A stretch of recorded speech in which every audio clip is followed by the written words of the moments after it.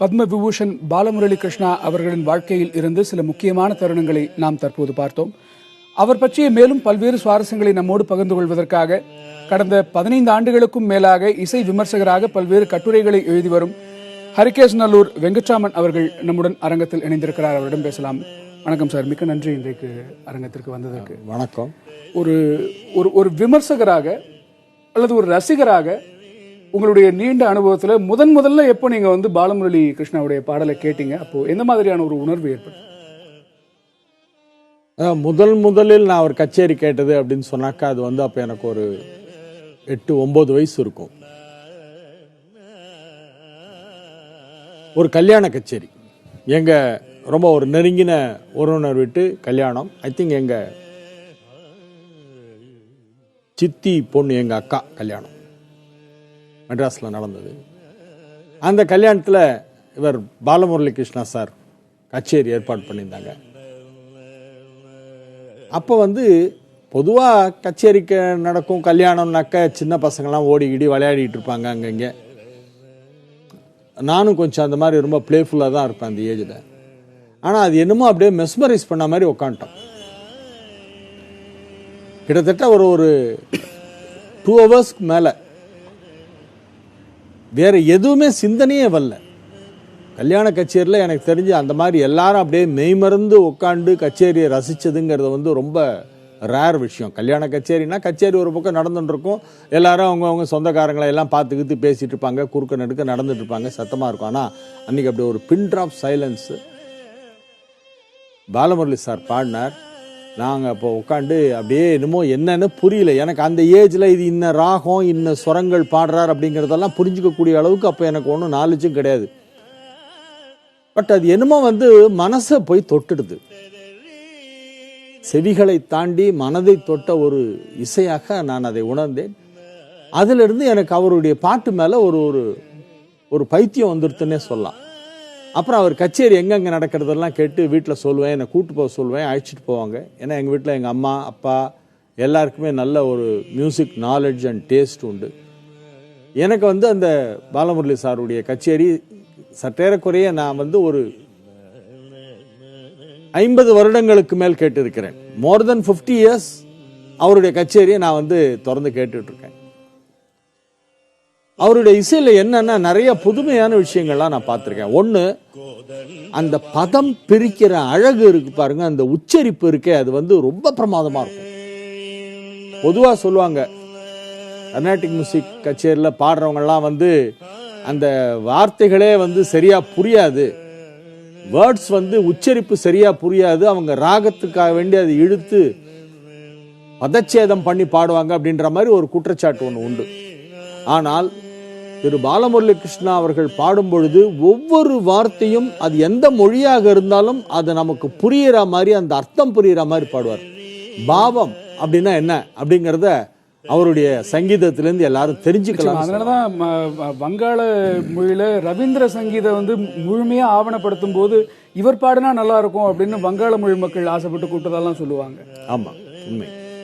So வேற என்ன மாதிரியான ஸ்பெஷாலிட்டிஸ் அவருக்கு இருந்தது? அவருக்குன்னு தனித்துவம் என்ன? பாலமுரளி கிருஷ்ணா அவர்கள் இந்த அளவிற்கு ஒரு மிகப்பெரிய ஒரு ஜாம்பவானா இருக்கிறதுக்கு என்னெல்லாம் தனித்துவங்கள் இருந்தது? தனித்துவம்னா அவருக்கு பாட்டு மட்டும் இல்லை, அவருக்கு நிறைய இன்ஸ்ட்ருமெண்ட்ஸ் வாசிக்க தெரியும். அவர் வயலின் வாசிப்பார், வயோலா வாசிப்பார். இந்த வயோலான்ற இன்ஸ்ட்ருமெண்ட்ல அவர் தனியா கச்சேரி பண்ணியிருக்கார். நானும் கேட்டிருக்கேன் அந்த கச்சேரி. வயலினோட கொஞ்சம் பெரிய சைஸ்ல இருக்கும் அது வயோலா. அந்த வயோலாவில் அவர் அழகா கச்சேரி வாசிப்பார். அதே மாதிரி அவர் ஒரு ஆடியோ ஒன்று ரிலீஸ் பண்ணார். அந்த ஆடியோவுடைய ஸ்பெஷாலிட்டி என்னன்னா, பாட்டு vocal by doctor M Balamurali கிருஷ்ணான்னு போட்டிருந்தது. அடுத்தது violin by doctor M Balamurali Krishna, mridangam by doctor M Balamurali Krishna, kanjira by doctor M Balamurali Krishna. இப்படி ஒரு அறிவிப்பை பார்த்த உடனே எங்களுக்கெல்லாம் ஒண்ணுமே புரியல. எப்படிங்க அவரே பாடினாரு, அவரே மிருதங்கம் வாசிச்சார், அவரே வயலின் வாசிச்சார், அவரே கஞ்சீரா வாசிச்சார், அது எப்படி ஒத்தரே நாளும் பண்ணார் அப்படின்னா வேற வேற ட்ராக்ல ரெக்கார்டிங் பண்ணிருக்காங்க. தனித்தனியா ரெக்கார்டிங் பண்ணி மிக்ஸ் பண்ணிருக்காங்க. ஆனா நாலுமே அவர்தான். நாம பேசிட்டு இருக்கிற இதே தருணத்துல தற்போது பாலமுரளி கிருஷ்ணா அவர்களுடைய உடல் இறுதி ஊர்வலம் நிறைவு பெற்று தகனத்திற்காக பெசன்ட் நகர் மின் மயானத்திற்கு கொண்டு வரப்பட்டிருக்கக்கூடிய அந்த நேரலை காட்சிகளை நாம தற்போது திரையில பார்த்து கொண்டிருக்கிறோம். பாலமுரளி கிருஷ்ணா அவர்களுடைய இறுதி ஊர்வலம் தற்போது பெசன்ட் நகர் மின் மயானத்தில் நிறைவடைந்திருக்கிறது. அந்த இடத்துல இறுதிச் சடங்கு நிகழ்ச்சிகள் இன்னும் சில நிமிடங்களில் தொடங்கும் என்று அங்கிருந்து தகவல்கள் வந்திருக்கின்றன. அந்த நேரலை காட்சிகளை நாம் தற்போது பார்த்துக் கொண்டிருக்கிறோம். பெரிய இழப்பு சார், பெரிய இழப்பு, மிகப்பெரிய ஒரு நஷ்டம். இசை உலகிற்கே இது ஒரு பெரிய இழப்பு, ஈடு செய்ய முடியாத ஒரு இழப்பு. அந்த இடத்தை நிரப்புவதற்கு இன்று வரை யாருமே இல்லை. ஒரு பெரிய ஒரு லெகசி, ஒரு பெரிய லெஜண்ட், ஒரு பெரிய ஜாம்பவான். அவர் நம்ம இழந்துட்டதுங்கிறது சாதாரண விஷயம் இல்லை, ரொம்ப ஒரு வருந்தக்கூடிய ஒரு விஷயம். அவர் சின்ன வயசுல பாடினது, மத்தியம வயசுல பாடினது, இப்ப சமீப காலத்துல பாடினது பார்த்தா வாய்ஸ்ல ரொம்ப டிஃபரன்ஸே இல்லை. பொதுவா எல்லாருக்கும் வயசானா உடல் தளர்ந்து போகும், குரல்ல நடுக்கம் வரும், சாரீரம் பலவீனமாகும்.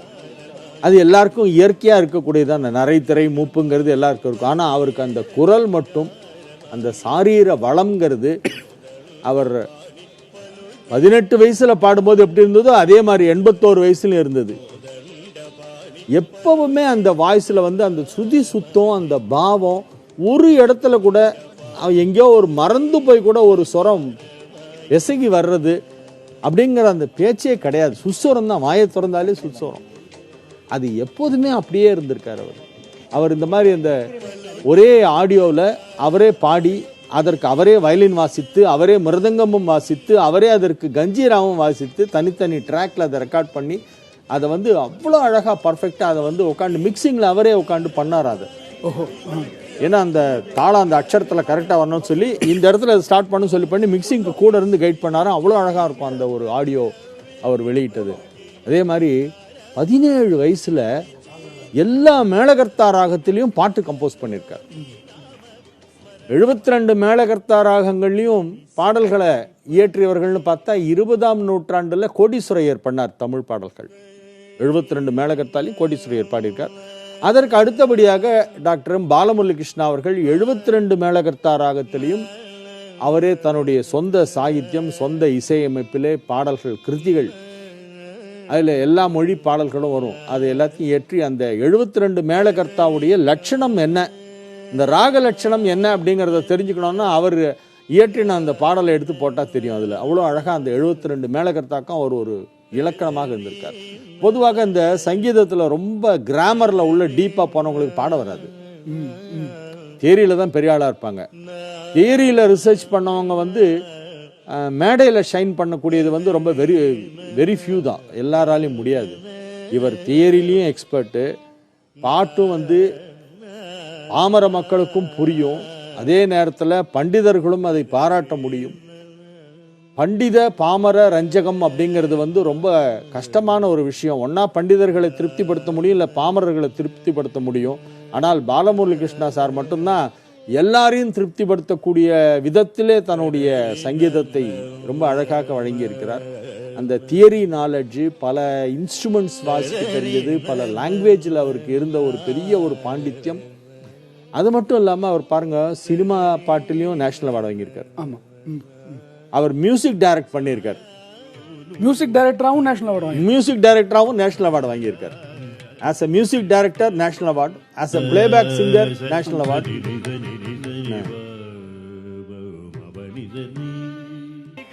எல்லா ரோல்லையும் அவர் நம்பர் 1 வந்திருக்கார்.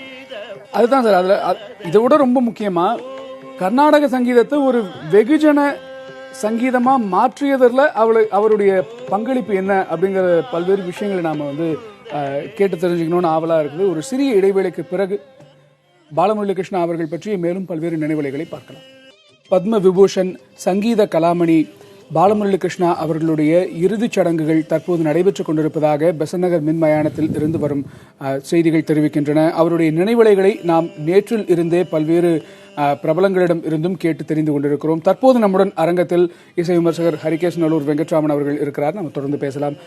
சார், அவருடைய பங்களிப்பு என்பது கர்நாடக சங்கீதத்தை ஏதோ ஒரு சில சபாக்கள்ல அந்த கர்நாடக சங்கீத அறிவு இருந்தவர்கள் மட்டுமே ரசிக்கக்கூடிய ஒரு இசை அப்படிங்கிறத தாண்டி வெகுஜன மக்களும் ரசிக்கக்கூடிய ஒரு இசையா மாற்றுனதுல பாலமுரளி கிருஷ்ணா அவர்களுடைய பங்கு எந்த மாதிரி இருந்தது? பெரிய பங்களிப்பு. அதில் தான் அவர் வந்து ரொம்ப சக்சஸ். உதாரணமா இப்போ கர்நாடிக் மியூசிக்குடைய அந்த நுணுக்கங்கள் தெரியாதவர்கள் கூட அவர் பாடின பாட்டை ரசிக்க முடியுது. இப்போ ஒரு நாள் போதுமா திருவிளையாடல, அது வந்து யாருக்கும் சங்கீதம் தெரியணும்னு அவசியம் இல்லை. அவருடைய வாய்ஸ்ல அந்த ஒரு நாள் போதுமா அப்படின்னு வந்தாலே உடனே எல்லாரும் அப்படியே ஆண் வாயப்படுறது நிற்பாங்க. எல்லாரையும் அட்ராக்ட் பண்ணக்கூடிய ஒரு அழகான ஒரு இந்த மாண்டு ராகத்துல முதல்ல ஒரு ஹம்மிங் ஒன்று கொடுப்பார். அதுல இருந்து ஆரம்பிச்சு அந்த ராக மாளிகை அதுல வரும்போது அந்த மோகனம்னா என்ன, தோடினா என்ன, தர்பார் என்ன அப்படிங்கறது எல்லாத்தையும் அந்த ஒரு சின்ன ஃப்ரேஸ்லயே அந்த ராகத்துடைய முழு அழகையும் அப்படியே புழிஞ்சு கொடுக்கற மாதிரி அற்புதமான ஒரு பாட்டு அந்த ஒரு நாள் போதுமாங்கிறது அந்த திருவிளையாடல. அதே மாதிரி அந்த தங்கரதம் வந்தது வந்து கேட்டுட்டே இருக்கலாம். இன்னைக்கு அந்த தங்கரதம் நின்று விட்டது. தங்கரதம் வந்து கொண்டிருந்தது. தங்கமான அந்த குரலால் நம்ம எல்லாம் மெய்மலர்க்க செய்து மெய் மலர்ந்து போகும் அளவிற்கு நம்ம எல்லாம் வியப்பில் ஆழ்த்தி கொண்டிருந்த அந்த ஒரு அற்புதமான அந்த தங்க குரலுக்கு சொந்தக்காரரான பாலமுரளி கிருஷ்ணா அவர்கள் நம்மிடையே இல்லை என்பதை நினைக்கும் போதே ரொம்ப வருத்தமாக இருக்கிறது. தங்கரதம் நின்று விட்டதுன்னு தான் சொல்லணும். அந்த தங்கரதம் அப்படின்னு அவருடைய குரலை பற்றி நீங்க சொன்னீங்க. அவருடைய குரலை பற்றி நாம பேசிட்டு இருக்கிற அதே நேரத்துல இசை மாமேதை பாலமுரளி கிருஷ்ணா தன்னுடைய கடைசி காலத்துல பாடி வெளிவராத பாடல் என்று ஒரு பாடல் இருக்கிறது. அந்த பாடலை தற்போது நாம பார்க்கலாம். பூவே பேசும் பூவே, பூவின் வாசம் நாளும் வீசும், வானம் மறைத்த மேகம் துளியாகி கரைந்து போகும். என் கண்மணி கண் தூங்கடி நான் பாடவே, தமிழோடுதான் இசை சேருமே என்னாலுமே. பூவே பேசும் பூவே, பூவின் வாசம் நாளும் வீசும், வானம் மறைத்த மேகம் துளியாகி கரைந்து போகும். சார், நாம் அந்த பாடலை கேட்டோம். அவர் வந்து 80 வயதை தாண்டினாலும் கூட அவருடைய அந்த அந்த குரல்ல ஒரு சின்ன ஒரு நடுக்கம் கூட இல்லாம, அந்த அந்த கம்பீரம் குறையாம, அந்த கம்பீரமும் குறையல, கம்பீரத்தோடு சேர்ந்த அந்த இனிமையும் கூட கொஞ்சம் கூட குறையல இல்லையா? இது சொல்ல மாதிரி இனிமை கம்பீரம் ரெண்டும் சேர்ந்து வராது, ரொம்ப கஷ்டம். சில பேருக்கு இனிமையா இருக்கும் ஆனா கம்பீரமா இருக்காது. சில பேர் ரொம்ப கம்பீரமா பாடுவாங்க ஆனா அதுல இனிமை குறைவா இருக்கும். இவர் இனிமையான கம்பீரமான குரலை உடையவர் அப்படிங்கிறது இவருடைய குரல்ல ஒரு சிறப்பம்சம். ரெண்டாவது, இப்ப நீங்க சொன்ன மாதிரி இப்ப சமீபத்துல பாடின பாடல் அப்படின்னு சொல்லி நீங்க இந்த ஒரு பாடலை நீங்க ஒளிபரப்புனீங்க. ரொம்ப அழகா இருக்கு பாருங்க. அது 85 வயசுல அவர் பாடினது.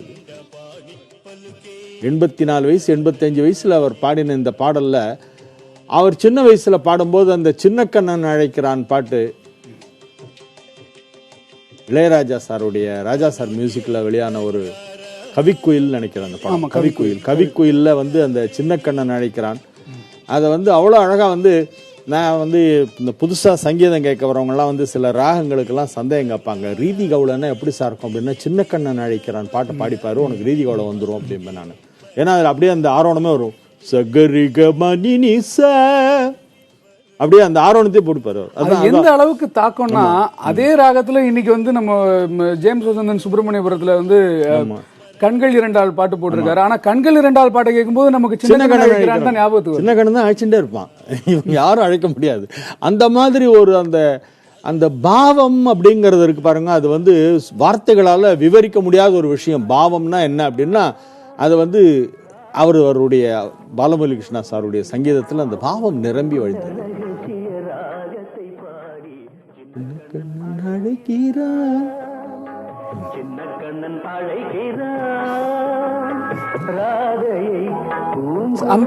இந்த குரல் தான் வந்து இளையராஜாவையும் கூட அந்த அந்த காலகட்டத்தில் நிலைநிறுத்திய குரல் அப்படின்னு சொல்லலாம். ஏன்னா இளையராஜா அப்போ வந்து படமா 3வது படமா அப்பதான் வந்து அவர் புதுமுக இசையமைப்பாளரா முன்னுக்கு வந்துட்டு இருந்த நேரத்துல அவர் பட்டி தொட்டியெல்லாம் கொண்டு போன பாட்டு இந்த பாட்டு தான். ஆமா ஆமா, உண்மை. அதாவது எதையுமே நம்ம வந்து எப்படி பிரசன்ட் பண்றோங்கிறத பொறுத்து தான் அது ரீச் ஆகிறது. மக்களுக்கு இந்த சப்ஜெக்ட் போகாது, கர்நாடிக் மியூசிக்கா, ஐயோ மக்கள்லாம் அதை மாசஸ் கேட்க மாட்டாங்க அஸ்ட்ராலஜியா அது எல்லாருக்கும் புரியாது இப்படிங்கிறதெல்லாம் வந்து சில பேர் சொல்லிட்டு இருப்பாங்க. ஆனால் எதையுமே சரியான ஒரு ப்ரொபோர்ஷனில் சரியான ப்ரெசன்டேஷனோட நம்ம கொடுத்தோம்னா it will definitely reach the masses அப்படிங்கிறத நமக்கு ப்ரூவ் பண்ணி காமிச்சவர் பாலமுரளி சார். நிச்சயமா சார். எனக்கு இந்த தருணத்தில் நிறைய விஷயங்கள் நாம் பேசிட்டு இருக்கோம். எனக்கு இறுதியாக உங்ககிட்ட ஒரு கேள்வி. பாலமுரளி கிருஷ்ணா அவர்கள் எந்தெந்த விஷயங்களுக்காக நினைவு கூறப்படுவார் இனி வரும் காலங்களில்? அதாவது பாலமுரளி கிருஷ்ணா வந்து தியாக பிரம்ம மகோத்சவ சபாவுடைய செயலாளராக இருந்தது அந்த சபாவின் பொற்காலம் என்று சொல்லலாம். திருவையாறுல அந்த தியாகராஜா ஆராதனையை நடத்துகின்ற அமைப்பிற்கு பெயர் தியாக பிரம்ம மகோத்சவ சபா. அதோடைய செக்ரட்டரியா டாக்டர் எம் பாலமுரளி கிருஷ்ணா இருந்தார். அவர் இருக்கும் பொழுது எல்லாரும் வந்து லைஃப் மெம்பர் ஆகணும், அப்பதான் மேடை ஏற்றுவோன்னு சொல்லி ஒரு ரூல் கொண்டு வந்தார். அந்த லைஃப் மெம்பர்ஷிப்புக்கு 1000 rupees per head கலெக்ட் பண்ணார். அந்த ஒரு அமௌண்ட்டை வச்சு அதை கார்பஸ் ஃபண்டாக வச்சு தான் அந்த ஆராதனை சிறப்பாக நடந்தது. அதற்கு முன்னெல்லாம் வந்து ஒரு வருஷமும் இந்த ஆராதனைக்காக வசூல் பண்ணுவாங்க, உஞ்ச விருத்தியெல்லாம் எடுத்துகிட்டு இருந்தாங்க. அந்த நிலையெல்லாம் மாற்றி அதை ஒரு ப்ரொஃபஷனலிசத்தோடு அதை ஹேண்டில் பண்ணி ஒரு பெரிய சிறந்த நிர்வாகி அப்படிங்கிறத அந்த தியாக பிரம்ம மகோத்சவ சபாவின் செயலாளராக இருந்தபோது பாலமுரளி கிருஷ்ணா செய்து காட்டியிருக்கிறார். இது அவர் செய்த இசை உலகிற்காக செய்த மிகப்பெரிய சாதனைகளுள் முக்கியமாக எப்பொழுதுமே மறக்க முடியாத ஒன்று இது. இதே மாதிரி அவர் வந்து இசை உலகிலே இருப்பவர்களுக்கெல்லாம் தகுந்த மரியாதை கிடைக்க வேண்டும் என்பதை பற்றி அடிக்கடி தன்னுடைய பேச்சில் சொல்வார். அவர் ஒரு உதாரணம் ஒன்று சொன்னார். கிரிக்கெட்னாக்க உடனே கோடிக்கணக்கான மக்கள் பார்க்குறாங்க. அந்த கிரிக்கெட்டில் விளையாடுறவங்களுக்கெல்லாம் வந்து பெரிய பெரிய விருதுகளை எல்லாம் ரொம்ப சுலபமாக அரசாங்கம் எடுத்து தூக்கி கொடுத்துட்றது. ஆனால் சங்கீத வித்வான்களுக்கு அந்த மாதிரி ஒரு ரெக்கக்னிஷன் கிடைக்கல அப்படிங்கிறத அவர் ரொம்ப வருத்தப்பட்டு சொல்வார். அதுக்கு ஒரு நகைச்சுவையாக ஒரு சம்பவத்தை சொன்னார். கிரிக்கெட் மேட்ச் பார்க்கும்போது யாருக்கோ ஹார்ட் அட்டாக் வந்துருத்தான். நியூஸில் வந்திருக்கு, ஒரு செய்தி வந்திருக்கு அந்த மாதிரி ஒரு பேப்பரில். கிரிக்கெட்டை வந்து டென்ஷனோடு எல்லாரும் பார்க்குறாங்க. அதில் ஒருத்தருக்கு ஹார்ட் அட்டாக்கே வந்துடுது. ஆனால் ஹார்ட் பேஷண்ட் கூட சங்கீதம் கேட்டால் அந்த வியாதி குணமாகுது. ஆகவே அது வந்து ஒரு எமோஷ்னலான ஒரு விஷயம். இது வந்து எமோஷனை கண்ட்ரோல் பண்ணி மனதை சாந்தப்படுத்தக்கூடிய ஒரு விஷயம். அதனால் வந்து இதுக்கு தான் அதிக இம்பார்ட்டன்ஸ் கொடுக்கணும் அப்படின்னு சொல்லுவார். என்னை போன்ற ரசிகர்களுக்கெல்லாம் ஒரு பெரிய ஒரு வருத்தம் என்னன்னா, அவருக்கு பாரத ரத்னா கொடுக்கலேங்கிறது ஒரு பெரிய குறை சார். அது சொல்லி எங்களுக்கு ஆறவே இல்லை. நேற்றுக்கு நாங்கள்லாம் வந்து அவர் மிஸ்டர் ஒய்ஜி மகேந்திரன், மகதி, நாங்கள் எல்லாரும் அங்கே மீட் பண்ணோம். பாலமுரளி சாருடைய இதில் போய் கண்டன்ஸில் கலந்துட்டு அவருக்கு அஞ்சலி செலுத்திட்டு வரும்போது வாசலில் நாங்கள்லாம் மீட் பண்ணோம். அப்போ எல்லாரும் சொல்லி வருத்தப்பட்ட ஒரு விஷயம் என்னன்னா, அவருக்கு பாரத ரத்னா கொடுக்காம விட்டுட்டாங்களே, இந்த அரசாங்கத்துக்கு அந்த கொடுப்பனை இல்லாமல் போயிடுத்தே. நிச்சயமா சார். நிறைய பேர் ஏற்கனவே வலியுறுத்திய ஒரு விஷயமா தான் அந்த பாரத ரத்னா கொடுக்கணும் பாலமுரளி கிருஷ்ணா அவர்களுக்கு அப்படிங்கிறது இருக்கு. இன்க்ளூடிங் தற்போது இருக்கக்கூடிய முதலமைச்சர் ஜெயலலிதா உட்பட பலரும் ஏற்கனவே பல ஆண்டுகளுக்கு முன்பாகவே வலியுறுத்திய ஒரு விஷயம் பாலமுரளி கிருஷ்ணா அவர்களுக்கு பாரத ரத்னா விருதை தர வேண்டும் என்பதாகத்தான் இருந்தது. எந்த விதமான மிகை உணர்ச்சியும் இல்லாத மனசுலேருந்து நேரடியாக வரக்கூடிய ஒரு சங்கீதமாக பாலமுரளி கிருஷ்ணா அவர்களுடைய சங்கீதம் இருந்ததுனால தான் கடைக்கோடி ரசிகனுக்கு கூட அது சென்று சேர்ந்தது அப்படின்னு சொல்லலாம். நாம் பேசிட்டு இருக்கிற இந்த நேரத்தில் பாலமுரளி கிருஷ்ணா அவர்களுடைய இறுதிச் சடங்குகள் நிறைவடைந்திருப்பதாக தற்போது தகவல்கள் வந்திருக்கிறது. அரங்கத்துக்கு வந்து உங்களுடைய கருத்துக்களை எங்களோடு பகிர்ந்து கொண்டதற்கு ரொம்ப நன்றி சார்.